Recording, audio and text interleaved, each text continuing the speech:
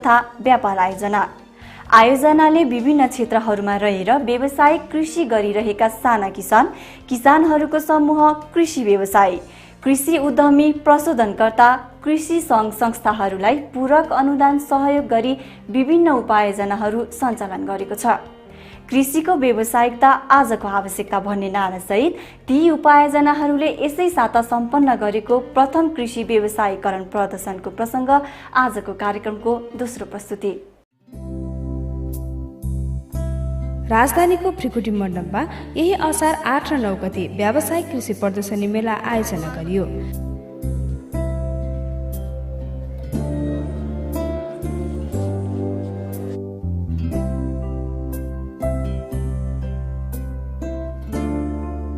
मेलामा व्यावसायिक कृषि तथा व्यापार आयोजनाको पूरक अनुदानमा सञ्चालित उपायोजनाका प्रतिनिधिहरू आफ्ना उत्पादन सहित सहभागी थिए।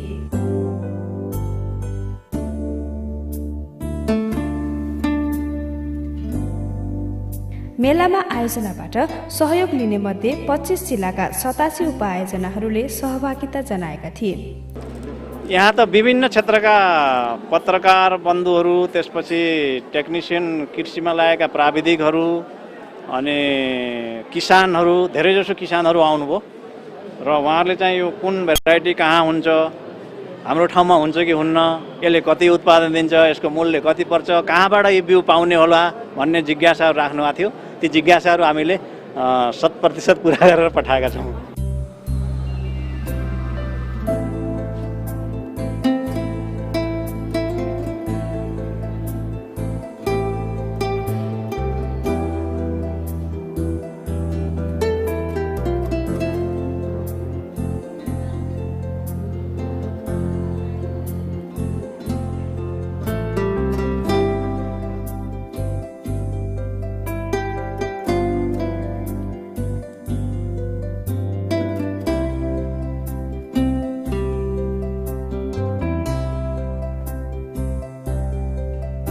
यहाँ अब यो एक किसिमको अब प्याकद्वारा अब सञ्चालित उसमा चाहिने यो कार्यक्रम पनि र अनि यो राष्ट्रिय प्रथम कृषि मेलामा हामीले सहभागी हुनु यो निकै राम्रो कुरा भएको हुनाले हामीले यहाँ स्टल राखेको हुनाले प्रचारको पनि राम्रो हुन्छ भनेर।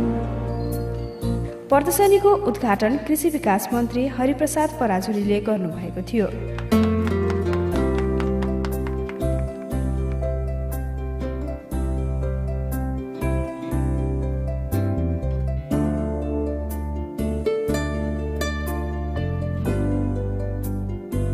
उद्घाटन सत्रमा राष्ट्रिय योजना आयोगका उपाध्यक्ष प्राध्यापक डाक्टर गोविन्द पोखरेल, कृषि विकास मन्त्रालयका सचिव जय मुकुन्द खनाल, आयोजना निर्देशक योगेन्द्र कुमार कार्की तथा सहभागी अनुदानग्राही लगायतले सम्बोधन गर्नुभएको थियो। हामीले नेपाल सरकारले विभिन्न परियोजना मार्फत जब अनुदानहरू वितरण गर्छौं, त्यस पछाडि उहाँहरू कहाँ हुनुहुन्छ भन्दै खोज्दै जानुपर्ने स्थितिमा रहेकोमा अहिले स्वयं आयोजनाका प्रमुखहरू अर्थात् उपायोजना सञ्चालन गर्नेहरू हामीले यो ठाउँमा यो प्रोडक्टको उपायोजना सञ्चालन गर्दैछौँ भनेर कार्यक्रमहरू चाहिँ एक्जिबिसन गर्नुपर्ने एउटा पृथक र अर्कै किसिमको अभ्यासको सुरुवात भएको छ। यसलाई हामी सबैले सराहना गर्नुपर्दछ। And I'm very happy today that I can see the awards ceremony for the grant recipients for the Call 1, I believe.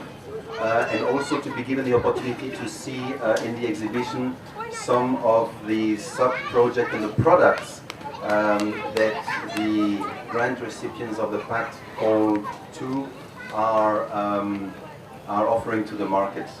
वास्तवमा प्याकले के काम गर्यो, के काम कसरी हुँदो रहेछ र किन गर्यो भन्ने बारेको प्रदर्शनी आज हुँदैछ। यसले प्याकले गर्ने आगामी दिनका कार्यक्रमहरूको बारेमा सम्भावित उद्यमी, कृषक, व्यवसायीहरूलाई धेरै जानकारी प्रदान गर्छ भन्ने विश्वास कृषि विकास मन्त्रालयले लिएको छ।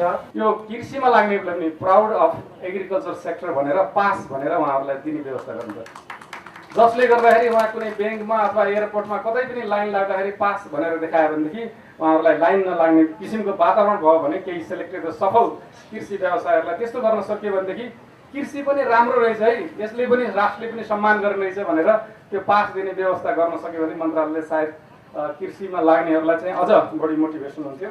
जुन कार्यक्रमको यहाँ आयोजना भयो।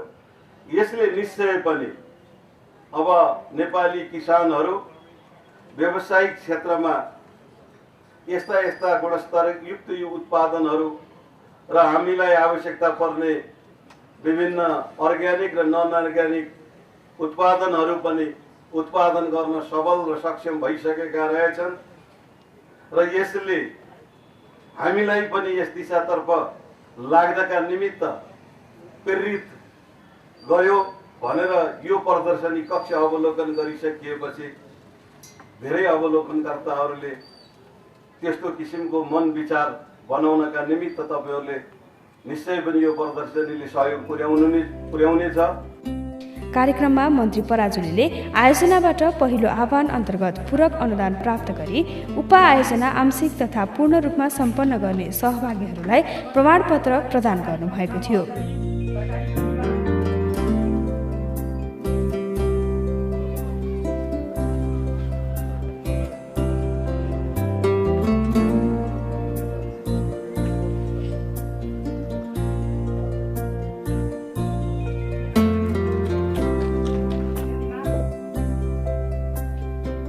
मेलामा आयोजनाको पहिलो आह्वान अन्तर्गत सञ्चालन भई समापन भएका उपआयोजनाहरूमध्ये साना किसान सहकारी संस्था धादिङ कल्लेरीलाई उत्कृष्ट आयोजनाको प्रमाणपत्र प्रदान गरिएको थियो।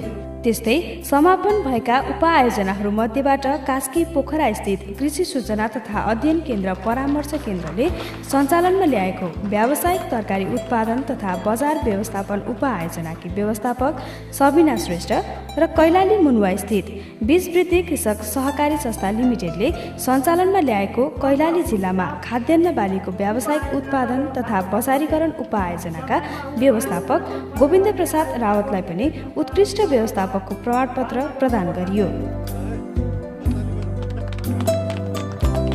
उहाँले प्रदर्शनीको अवलोकन गरी सहभागीहरूसँग आयोजनाबारे संक्षिप्त जानकारी पनि लिनुभएको थियो।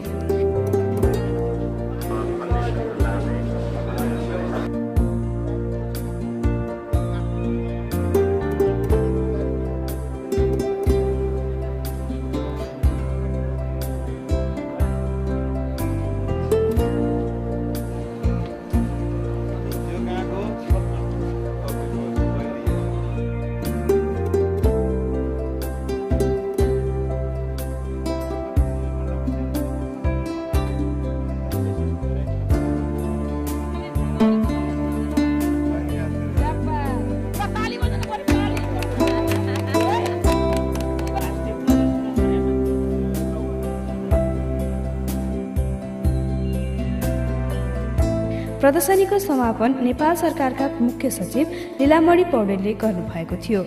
उहाँले प्रदर्शनी स्थलको अवलोकन गरी सहभागीहरूको प्रतिक्रिया लिनुभएको थियो।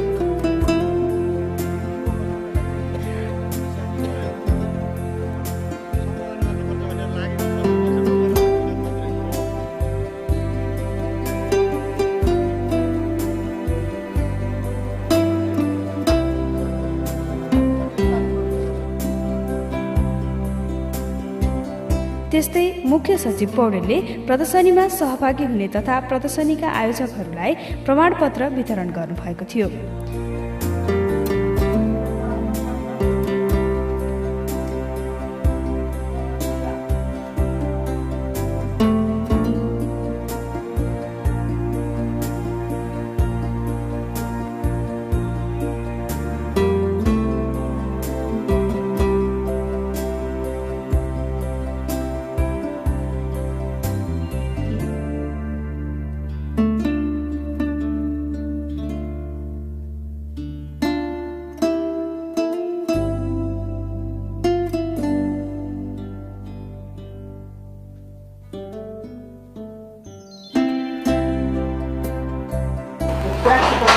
एकदमै धेरै छरियो तपाईँले गरेको छ त ठिकै छ, सानो किसानसँग पनि पुगोस्। मैले हेर्दाखेरि जम्मै ठुलालाई मात्रै पैसा दिने हो भन्ने ठानिरहेको थिएँ। यहाँ आएर हेर्दा त साना किसानलाई पनि रहेछ, सहकारीहरूलाई पनि रहेछ, तर त्यो चाहिँ त्यो साइजेबल मार्केट त्यो कम्तीमा पनि त्यो चाहिँ एउटा अहिलेको प्रतिस्पर्धी बजारमा इकोनोमी अफ स्केल हुन्छ, त्यो स्केलको हिसाबले चाहिँ बजारसँग प्रतिस्पर्धा गर्ने खालको बनाउनु पर्ने खालको देखियो। व्यावसायिक कृषि तथा व्यापार आयोजना नेपाल सरकार कृषि विकास मन्त्रालयले 2065 देखि सञ्चालनमा ल्याएको हो। यसको मुख्य उद्देश्य तोकिएको कृषि उपजहरूको मूल्य श्रृङ्खलामा आबद्ध साना कृषक तथा कृषि व्यवसायीहरूको क्षमता सुधार गर्नु रहेको छ।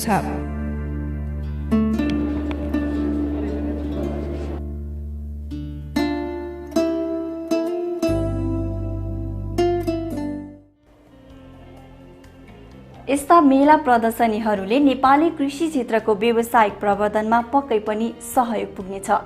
यस्तै जाँगर र उत्साहले भरिएका नयाँ नयाँ प्रेरक प्रसङ्ग लिएर हामी हाम्रो प्रस्तुति कार्यक्रम नेपाल टुडेमा प्रत्येक बुधबार साँझ 7 बजे तपाईँ आदरणीय दर्शक सामु प्रस्तुत हुनेछौँ। यो कार्यक्रममा हामी तपाईँ दर्शक सामु आजको नेपालको स्थिति वास्तविकता र आवश्यकता राख्छौँ, जसले तपाईँ हाम्रो जीवनको गति र शैलीसँग सिधा सरोकार राखेको हुन्छ। तपाईसँग पनि कुनै यस्ता विषयहरू छन् भने हामीलाई सम्पर्क गर्नुहोस्। सम्पर्क नम्बर हो 0141109734। यो कार्यक्रम पुनः प्रसारण बिहीबार बिहान 11:30 बजे र इन्टरनेट मार्फत युट्युबमा पनि हेर्न सक्नुहुनेछ। द नेपाल टुडे टाइप गर्नुहोस्। आजैबाट आय आर्जनको स्वावलम्बी बाटो खोज्नुहोस्। हवस् त आजलाई यति नै। अर्को हप्ता नयाँ विषयका साथ उपस्थित हुनेछौँ। तबसम्मका लागि नेपाल टुडे युनिट बिदा चाहन्छ। नमस्कार।